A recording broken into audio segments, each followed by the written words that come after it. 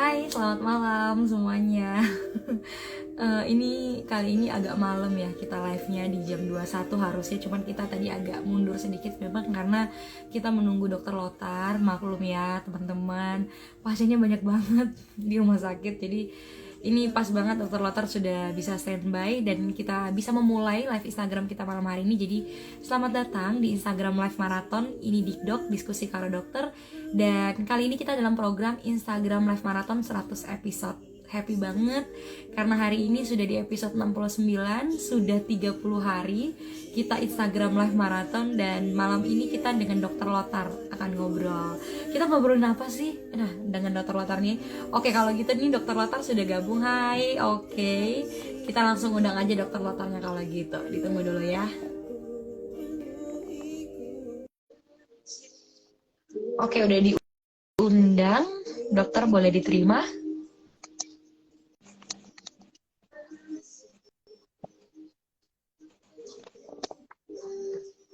Ya, Hai halo. dok. Selamat malam, Mbak. Selamat malam dokter. Apa kabarnya dok? Baik-baik aja. Oke, Aman-aman. aman dok. Ini kita mau Kedengaran jelas ucapin suara selamat ya? dulu ya dok. Kedengaran. Oh iya, iya, iya. Oke. Oke. Saya mau ucapin selamat ya dok. Nih teman-teman kalau boleh share informasi bahagianya. Jadi dokter Lotar itu eh, baru apa ya, ada putra gitu ya dok ya kemarin bulan Januari. Jadi selamat dok sudah menjadi ayah. Iya, Berarti terima sekarang sudah kasih. menjadi ayah siaga gitu. Iya, Gimana rasanya iya, dok? iya. Kan dok. Waduh, begadang-begadang, jaga malam. Waduh, ini pasiennya mana banyak lagi di rumah sakit. Terus ya semoga apa ya dok ya, semoga nanti bayinya sehat gitu ya, juga jadi Ya, berkat gitu buat keluarga sama buat amin, semuanya. amin. Terima Oke, kasih, Mbak Ivo. Ya, sama-sama dok. Sorry nggak bisa ke Jogja ya dok ya, belum bisa ucapin langsung. Tadinya mau mampir iya, sih iya. main ke Jogja.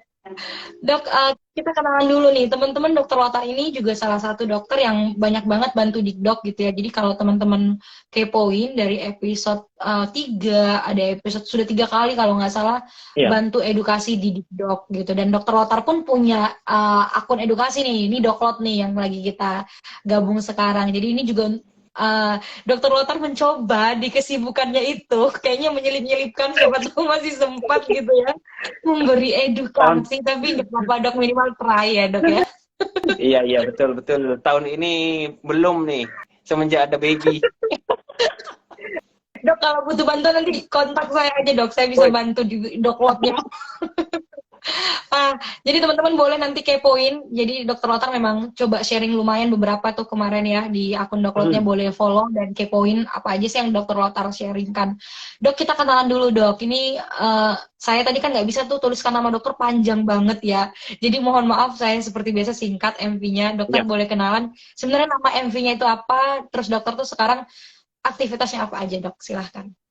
Ya, selamat malam Sobat Dikdok semua. Jadi kalau ini udah ketiga kali ya. Iya, iya. Jadi kalau memang namanya panjang ya, anak pertama kalau Batak kan dikasih semua ya, dari opungnya, dari mamanya. Ya bener nggak, Baik kan? Betul betul. Apalagi laki-laki kan, Iya. cucu pertama gitu misalnya. Nah, eh, kalau nama panjangnya kan Lothar Matthäus, MV-nya sering disingkat MV itu Manson, V-nya Vanende gitu. Jadi itu kalau Manson itu gabungan nama orang tua Wah. gitu. Wow. Ya, Ayah dan ibu, bapak dan ya. mama ya. Oke. Kalau yang Vanende itu waktu lahir itu di tempat itu lagi panen ya, Oh, lagi panen. Terus ende kan artinya nyanyi ya bahasa Batak ya gitu. dok ya. Iya, jadi waktu itu kan kebiasaannya kalau lagi panen sambil nyanyi gitu, jadi langsung panende biar Hmm. keren, P-nya jadi V gitu Oke, ya wah ini namanya ya. panjang banget. Tapi mungkin biar pas lagi nyanyi, tadi mungkin harapannya biar bisa nyanyi ya. Tapi dokter Lotan mungkin nggak bisa nyanyi, tapi jago main gitar guys gitu. Boleh dikepoin tuh aktivitasnya. Nggak apa-apa lah ya dok, dapat bakat main gitar aja gitu. Jangan diborong semua dok, bakat itu dibagi-bagi. Oh iya, iya, iya. Wah, iya, iya. Biasa aja juga Oke. sebenarnya kan, cuma suka aja, seneng-seneng aja. Oke, oke. Dok, makasih banyak. Tadi Dokter Lotar juga sebenarnya saya WA dadakan banget, tapi Ya, dokter masih mau gitu ya sharing di sepadat ini kegiatan dokter. Dok, saya benar-benar bilang makasih gitu. Jadi sebenarnya kita mau bahas yang lagi rame banget. Saya jujur penasaran sama topik ini bukan karena viralnya dok, tapi karena saya penasaran emang ini bedanya apa sih sama misalnya gegar otak gitu. oh, Apakah ini cuma istilahnya doang atau misalnya gimana. Tapi sebelum kita mau bahas itu beda atau enggak, Dokter Lotar mungkin boleh kasih tahu dulu nih berita yang heboh itu uh, kita kan judulnya ini diffuse axonal injury itu sebenarnya dari sisi medis itu gimana dok? ya Orang awam mungkin mungkin biar ngerti. ya kita bahas satu-satu dari kan gampangnya kan dari arti istilahnya ya. Jadi diffuse itu kan secara medis artinya menyeluruh gitu Oke. ya, seluruh semua lah gitu. Terus kalau aksonal itu bagian saraf. Jadi kalau sel saraf itu aksonal itu sebenarnya dari akson. Akson itu kabel sarafnya. Jadi mungkin kalau sobat TikTok pernah nyari-nyari atau sering searching-searching gitu kan, saraf itu kan kayak kabel sebenarnya ya, gampangannya rangkaian kabel. Nah, aksonal itu ya akson itu ya kabel saraf itu. Injury berarti cedera ya. Kalau dari istilahnya berarti cedera eh, kabel atau rangkaian saraf secara menyeluruh gitu. Jadi kalau secara awam ya intinya ada kerusakan sel saraf yang secara menyeluruh di otaknya. Gitu. Wow. Waduh, dari definisinya aja kita udah tahu itu pasti parah ya dok ya. Berarti itu Ya, benar-benar betul. kondisi parah. Kerusakan di otak lagi. Oke. Oke, Ya. Dok. By the way, kalau yang kita angkat ini kan karena memang kemarin beritanya heboh penganiayaan gitu ya. Hmm. Jadi si pasien tersebut pun sekarang masih dalam keadaan tidak sadar ya, Dok ya, atau masih dirawat gitu. Apakah ada hal-hal lain selain penganiayaan atau apa yang bisa mengakibatkan seseorang itu mengalami diffuse axonal injury ini, Dok? Jadi gini, kalau sebelum ya apa yang bisa menyebabkan, yang jelas kan semua benturan di kepala itu bisa menyebabkan diffuse axonal injury. Nah, cuma ada tip benturan tertentu yang bisa menyebabkan goncangan di otaknya. Jadi gini, kalau bayangin otak kan, ini kita kepala kita ya. Iya. Ini kan kepala kita gini. Nah, otak itu kan sebenarnya nggak mepet ngepas di kepala, ya. Iya. Jadi otak itu tuh pasti ukurannya akan lebih kecil daripada ruangan tengkorak Kepala kita. kita. Ya, Oke. gitu. Nah, dia otak tuh kayak ngambang gitu di dalam. Nah, dikelilingi cairan gitu. Jadi kebayang ya, semoga kebayang ya. Jadi Oke, ada kebayang, Dok. otak, dia ada pelumasnya di sekeliling otak itu, Iya. baru ada tengkorak. Nah, ketika benturannya itu sangat apa ya, membuat eh, atau contohnya saya analogiin gini ya. Kita anggapannya Mbak Ivo lagi naik motor gitu ya. Betul. Terus tiba-tiba itu kan bergerak berarti ya kita, termasuk kepala kita kan bergerak. Tiba-tiba misalnya nabrak dinding yang diem gitu ya, dinding keras, terus tiba-tiba diem, pek gitu. Nah, Oke. otomatis kan otak di dalam itu nggak langsung diem juga, pasti dia ada sempat ketarik gitu ya, maksudnya di dalam itu. Sebelum berhenti, karena dia berhenti Oke. mendadak, dia ada kayak teregang ya, karena ada tiba-tiba gaya yang membuat dia berhenti, habis itu eh, diam gitu. Nah, diffuse axonal injury itu kayak gitu. Jadi ketika ada benturan di kepala yang menyebabkan terlalu meregang itu saraf di dalam kepalanya atau di otaknya, sehingga karena dia terlalu meregang kayak karet ya. Karet Iya. kan kalau diregangkan terus lama-lama kan longgar. Mundur. Nah, Iya, gitu iya. juga diffuse axonal injury karena dia terlalu meregang dan mendadak pula, itulah yang menyebabkan dia cedera gitu. Oke. Hmm. Dok, ini kan orang awam ya, Dok ya. Maksudnya yang nonton ini juga kayak mikirnya tuh kayak ini yang intinya ini sekarat lah kalau kita bilang kayak gitu kan, Dok. Padahal mungkin Betul. definisi diffuse axonal injury itu beda sama definisi gangguan atau apa ya, kerusakan otak lainnya gitu. Nah, saya penasaran kalau Ya. dari sisi orang awam, Dok. Teman saya juga tadi nanya, itu coba dia tanyain itu tuh terjadi di kayak kita kan taunya kayak otak itu dia ada otak belakang, otak Oh, samping gitu dan kayak otak kecil otak itu ada hubungannya nggak atau sebenarnya bisa di mana aja? namanya diffus sudah semua, Mbak. Itu Gitu. oh Sudah semua kan. Jadi mau otak besar, otak kecil, otak belakang. Jadi diffuse axonal injury dari istilahnya berarti memang sudah keseluruhan sebenarnya terjadi cedera regangan itu ya, terlalu meregang itu. Jadi udah melibatkan keseluruhan otak, makanya nggak sadar kan gitu. Kalau hanya sebagian saja yang kena, ya kayak orang benturan, tanda kutip ya, dari mulai yang sakit ringan sampai berat, tapi tidak menyebabkan regangan semua sarafnya, ya kemungkinan tidak akan mengganggu kesadaran gitu. Tapi ini karena udah Oh, semua, ya ibaratnya fungsi karena benturan itu, karena trauma di kepala itu, tanda kutip fungsi otaknya secara menyeluruh sudah terganggu gitu. oke. Jadinya Oke. makanya berkepanjangan. Jadi tandanya orang diffuse axonal injury itu setelah cedera kepala masih nggak sadar ya, Mm. berkepanjangan. Nah, cuma gini, eh saya yakin ya, maksudnya kalau kita diperiksa CT scan ya, kan kalau untuk lihat otak kan ada CT scan, ada MRI, ya gitu. Mm. Nah, orang diffuse axonal injury ini seringnya itu di CT scan tuh normal gitu, Oke. ya. Karena apa? Karena cederanya itu tingkat sel, Mbak, gitu. Tingkatnya sel. Jadi gini, misalnya orang kena benturan, ya, kena benturan, terus habis itu cedera, kok koma gitu. Tapi kok di CT scan dia atau di kita foto kok normal gitu ya, kok nggak ada yang aneh, nggak ada yang berdarah gitu. Nah itu bisa mengarah ke diffuse axonal injury karena diffuse axonal injury itu cederanya itu tingkatnya sel, jadi nggak bisa kelihatan secara makro gitu. Oke, oke. Ya. Iya, Mungkin benar. kalau di pemeriksaan lebih detail pun kayak MRI kepala gitu, eh, dapat tapi gambaran perdarahan titik-titik kecil gitu seringnya, Tetap, ya. iya, tetap Ya. nggak. Jadi Oke, jadi mungkin secara fisik bentuk otaknya oke gitu, tetapi oke. secara selnya itu ya dia yang terganggu. Hmm. Oke dok, dok, saya penasaran juga nih. Mungkin teman-teman di sini juga pada bingung mau nanya apa ya. Saya penasaran aja nih gara-gara berita ini. Berarti kan kondisi seseorang itu karena tadi logikanya seluruhnya gitu kan, dan namanya diffuse, makanya dia Ya, tidak sadar gitu. betul.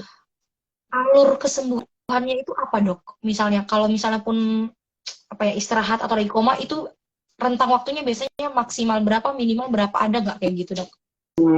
Gini, kalau cedera otak rata-rata ya, seminggu sampai 2 minggu kita harapkan perbaikan gitu.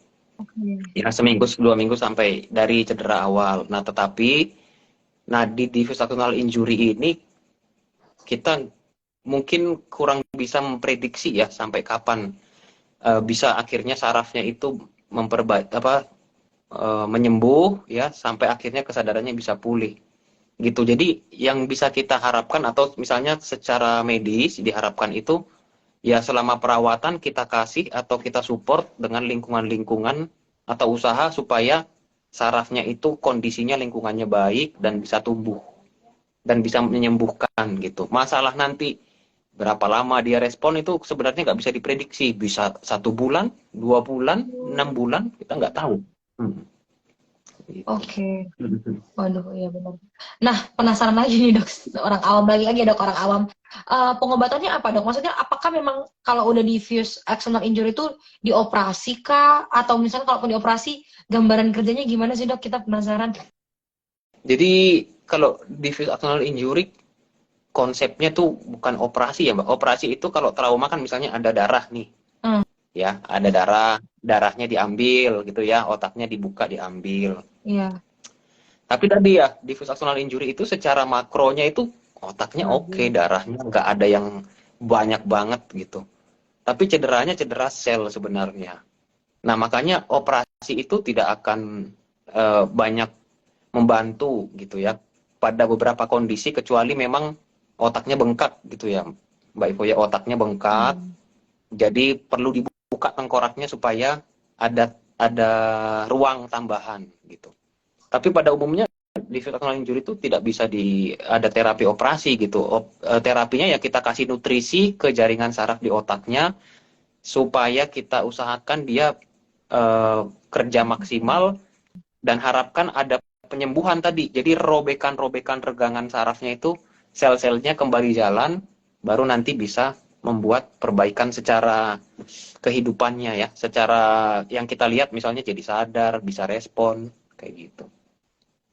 Oh, oke, oke. Saya makin tangkap dok. Berarti itu poinnya itu di apa ya, jaringan saraf yang tadi dokter bilang itu ya? Iya, betul. Jadi Oh. kita kita support di jaringan sarafnya lah, entah itu dengan kita usahakan misalnya ya di ICU suhunya dingin kan, kalau suhu dingin itu Oh. eh, metabolisme atau pencernaan di kepalanya kan nggak butuh besar, jadi bisa fokus penyembuhan di otak.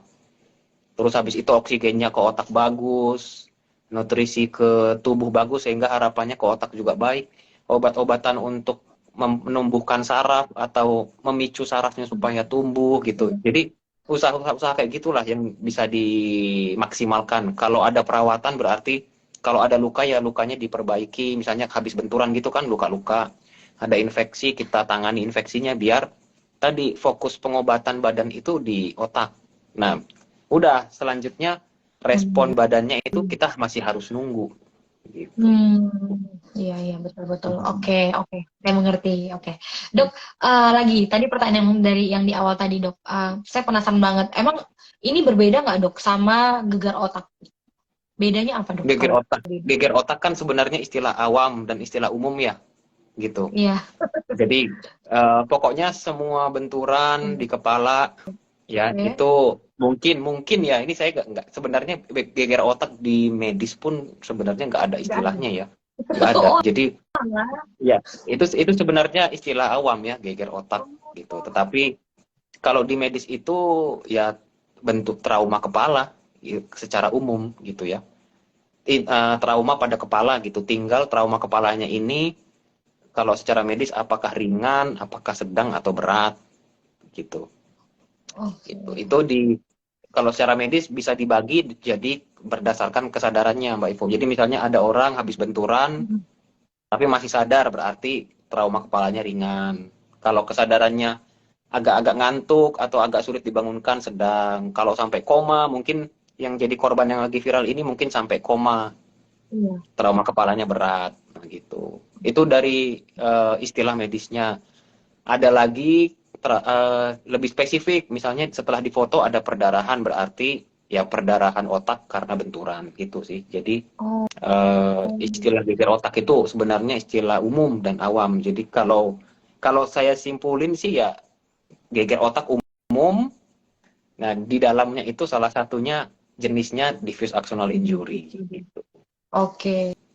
Tapi gegar otak itu bukan istilah medis kan dok ya? Ini biar Iya, tahu nih teman-teman. betul. Iya. Oh, saya juga. Oke, ini teman-teman kebanyakan nonton sinetron nih. Oke, dok kita coba tanya ya dok. Ini ada pertanyaan yang masuk. Mungkin tadi penasaran kayak eh berarti dari Nita HCSS berarti untuk mendiagnosis si diffuse axonal injury ini bagaimana ya dok? Ya, jadi gini, diffuse axonal injury itu diagnosis akhir. Maksudnya kita mikirnya terakhir lah, Oh, gitu, ya. Misalnya jadi pada kasus ada benturan kepala, ya, terus kondisinya nggak sadar ya, gitu ya, Mbak Ivo. Ada iya benturan ceritanya misalnya, itu. terus kondisinya nggak sadar atau koma lah orang yang terkena benturan ini. Nah kita kan harus cari nih, dia nggak sadarnya ada karena suatu hal khusus nggak, gitu, Oke. ya. Nah kita udah cari nih ternyata di foto otak, kok otaknya baik-baik aja, nggak ada yang sesuatu yang bisa bikin dia sampai koma. Terus secara umum juga hasil-hasil darah baik, tapi kok nggak sadar gitu. Iya, Nah, iya. baru kita, oh ya, ini baru, oh ini arahnya ke diffuse axonal injury nih, gitu. Ya. Oh, Jadi oke. harus menyingkirkan dulu ada nggak Praduga. gangguan di otak lain akibat benturan itu, gitu. Ya. Oke. Berarti sebenarnya jalan sebelum kita ada diagnosis yang si diffuse tadi sudah ada dulu ya dok praduga-praduga ini Betul, setelah dihilangkan barulah akhirnya iya, si diffuse ini betul, ternyata. Oke. iya, Oke, betul. semoga menjawab ya dari Nita HCSS. Terus dok, ada nggak sih dok, saya penasaran, misalnya dokter selama berpraktek atau selama menjadi dokter spesialis saraf, pernah nggak menemukan pasien juga Mm-mm. yang didiagnosa diffuse ini dan itu karena apa? Kalau ini kan memang karena penganiayaan dok. Jadi Mm. saya penasaran gitu. Kenapa dok? Ada. Yang pasti karena benturan sih Mbak Ivo ya. Mau benturannya tadi penganiayaan atau kecelakaan lalu lintas gitu ya. Kalau saya Yang kalau pada umumnya yang sering saya temuin itu karena kecelakaan ya, gitu. Yang banyak kecelakaan lalu lintas gitu. Jadi benturan kepala, kecelakaan lalu lintas, terkena diffuse axonal injury gitu. Jadi nggak ada bentuk eh, benturan khusus sih, semua bisa ya, entah kejatuhan batu bata lah atau apa gitu, berarti bisa. Iya, Yang iya, penting, iya. tapi tadi ya Benturan. pada umumnya itu intinya benturan kepala itu harus bisa membuat otak di dalam itu kayak teregang lah Iya, gitu ya. Karena oke. dasarnya bisa diffuse axonal itu tadi ya, karena benturan itu membuat kayak peregangan di sel saraf di otaknya. Hmm. Oke, oke dok. Aduh, ini ada lanjutan lagi nih dok. Ada yang bertanya lagi nih dari John Saleh Style. Ini kayaknya fans tapi pakai akun second account dah dok. Kayaknya teman dokter nih.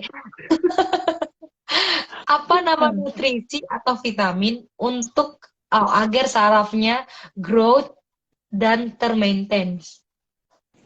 Ya, ini kayaknya bukan second account ya, sebelum menjawab ini, Mbak. Ini Oh, ini ini beneran. desainer beneran, ini desainer ternama loh di Yogyakarta dan di Indonesia. Oh, Oh, salam. Salam Kak John Saleh.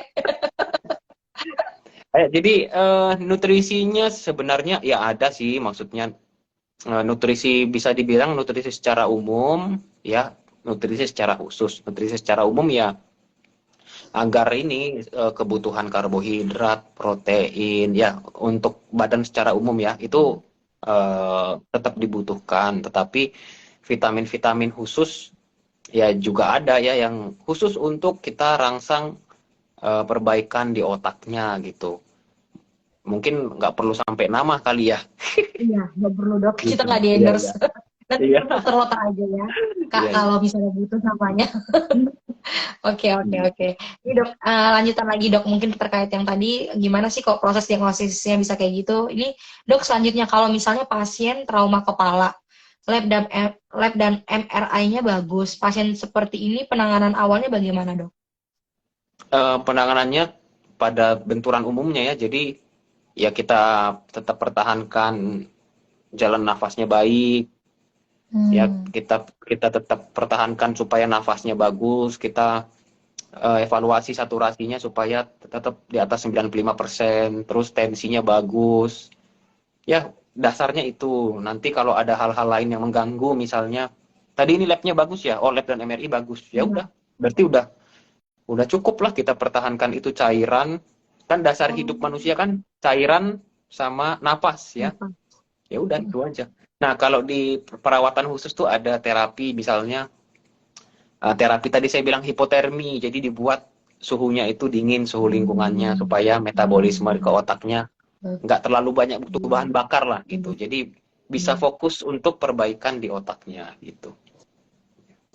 Oke, oke, semoga menjawab dok. Kita lanjut mungkin ini di akhir-akhir sesi. Kalau nih misalnya dok ada pasien dengan diagnosis tadi diffuse tadi, misalkan sudah tersadar gitu ya dok ya, dengan kurun waktu Ya, yang kita nggak tahu kapan. Terapi dari dokter itu biasanya apa aja dok? Dan biasanya dokter apa aja sih yang terlibat dok? jadi kalau yang namanya diffuse axonal injury mungkin akan banyak yang terlibat ya. Iya. Baik, Oh, udah ya. Soalnya kan gini, sebenarnya apa misalnya dok? Dok, ada pengaturan. dari saraf Heeh. ya, yang pasti bedah saraf mungkin ya, siapa tahu untuk evaluasi ada hal-hal yang perlu dioperasi apa enggak. Terus gizi kan terlibat Oh, tuh, ya, oke. ya. Terus anestesi yang bagian intensif kan dia dirawat di ICU gitu ya, pasti Iya, kan iya, iya. terlibat.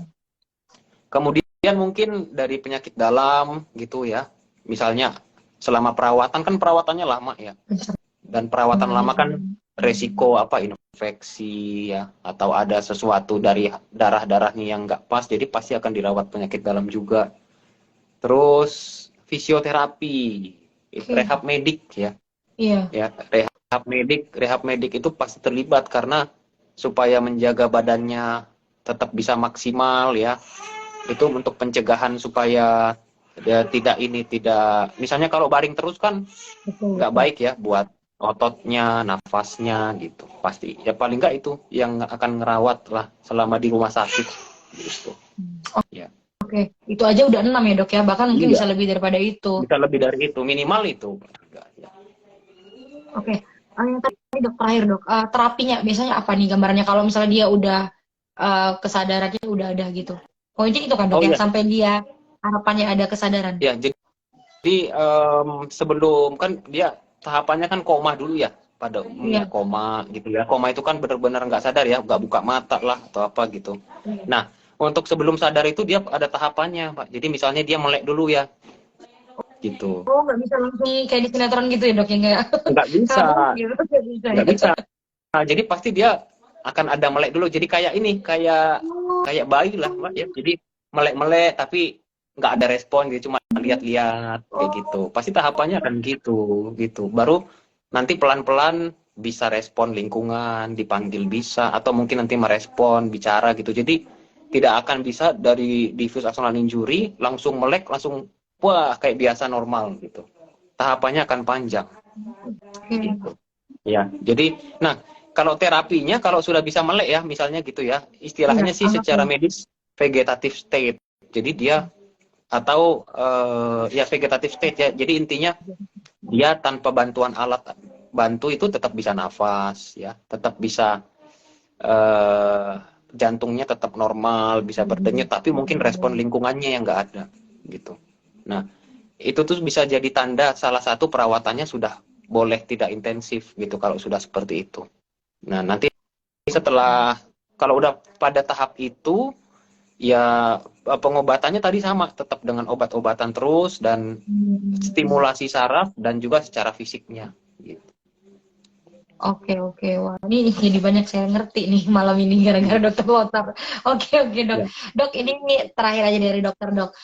Menyimpulkan gitu ya, apa yang terjadi di luar sana gitu beritanya, dari dokter Lotar gitu sebagai dokter spesialis saraf.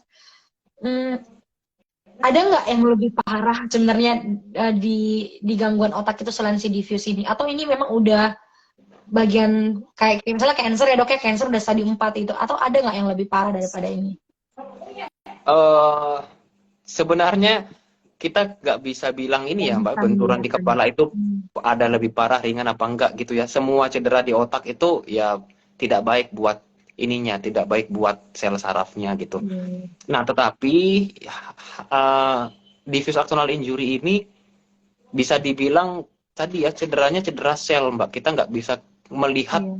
sebenarnya kerusakannya apa gitu secara makro. Jadi uh, untuk perawatannya sulit dan targetnya itu juga kita nggak bisa ngasih tahu ya gitu. Misalnya saya juga jadi sebagai dokter misalnya dok kapan sadar ini Iya. berapa lama estimasi Hmm. kita nggak bisa gitu. Jadi uh, diffuse axonal injury ini khusus karena kita tidak bisa memprediksi respon saraf, penyembuhan, kapan perbaikan gitu. Dibandingkan ya, Mbak, misalnya habis benturan ada perdarahan gitu ya, Hmm. atau ada perdarahan yang luas dioperasi. Nah, itu masih bisa, Mbak Ivo gitu, dokternya, oh perdarahannya udah diambil atau udah ditangani, nanti setelah ini sekian hari akan membaik, pendarahannya terserap dalam 1 bulan, dalam 2 bulan gitu bisa. Tapi kalau di Vitelliform injury ini cederanya seluler, sel banget gitu. Jadi Iya. secara perawatannya itu harus telaten dari dokter dan dari keluarga juga.